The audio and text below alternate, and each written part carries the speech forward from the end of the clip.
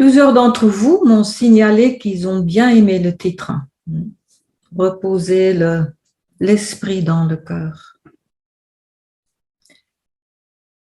Car quelque part, nous savons tous quand l'esprit fait solo rider, agissant seul, c'est fatigant, c'est stressant.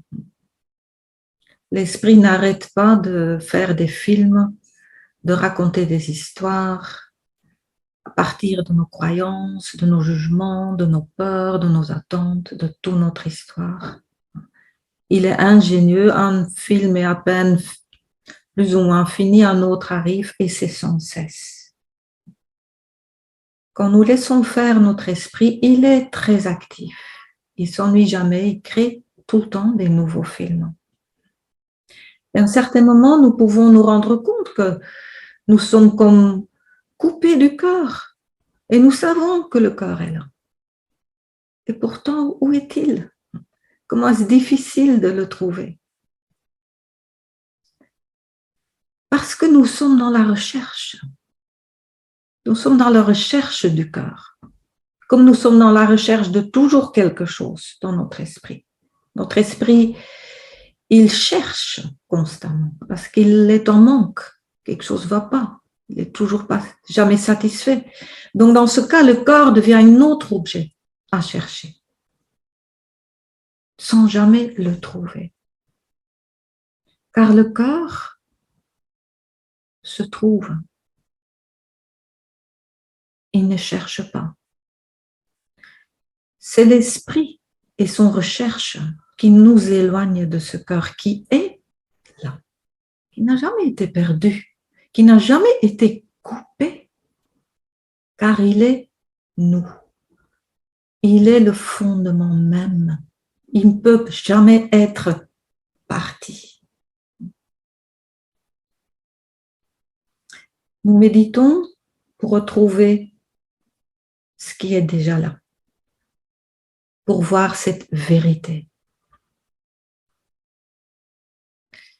Quand nous lâchons petit à petit tous les contenus de l'esprit, toutes les recherches, tout ce mouvement, quand nous pouvons l'observer pour ce que c'est, un mouvement dans les ciels vastes, comme un ciel qui nous entoure, la pure conscience. Le cœur est un autre mot pour la pure conscience qui nous entoure complètement. Quoi que nous pensons, quoi que nous recherchons. Et quand nous touchons cet espace du cœur, nous pouvons clairement voir que les pensées en aucun moment n'affectent le cœur. Comme le soleil n'est jamais affecté par les nuages.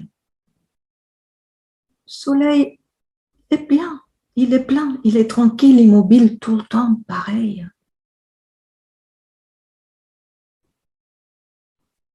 Il ne s'occupe pas des nuages. Et petit à petit, nous pouvons voir dans cet espace comme les nuages, comme des morceaux de brouillard qui, à toute vitesse, passent au-dessus de ce soleil qui est toujours là, complètement intact, complètement parfait. C'est pas antinomique les pensées et le soleil et mon cœur. Les deux coexistent, si tu veux, il n'y a pas de combat. Quand nous restons connectés au cœur, nous pouvons voir les pensées, les nuages pour ce qu'ils sont et les laisser passer. Et c'est beau. C'est aussi magnifique. Sans perdre cet espace de joie, d'être vivant, d'être. Et quand nous arrêtons la recherche, cet espace devient de plus en plus vibrant, de plus en plus dense, de plus en plus nourrissant. Et nous savons que ça, c'est l'ultime réalité. irréductible, le fond de fond qui est toujours là et qui est à nous, que nous ne pouvons pas perdre et qui est parfait en nous, qui n'est pas divisé, qui n'est pas en manque. Tous nos manques, toutes nos histoires sont des histoires. Avec un début, un fin, s'il y a un fin, et il recommence. Ils ne sont pas réels. Ils sont des chimères temporaires. Donc en méditation, c'est commencer à voir ça. Et au départ, il y a un petit effort à faire.